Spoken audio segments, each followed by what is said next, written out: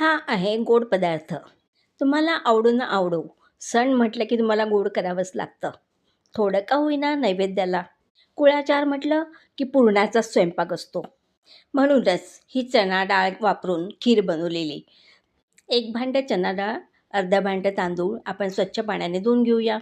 नेहमीप्रमाणे दोनदा धुवून झालं की आपण कुकरला लावणार आहोत.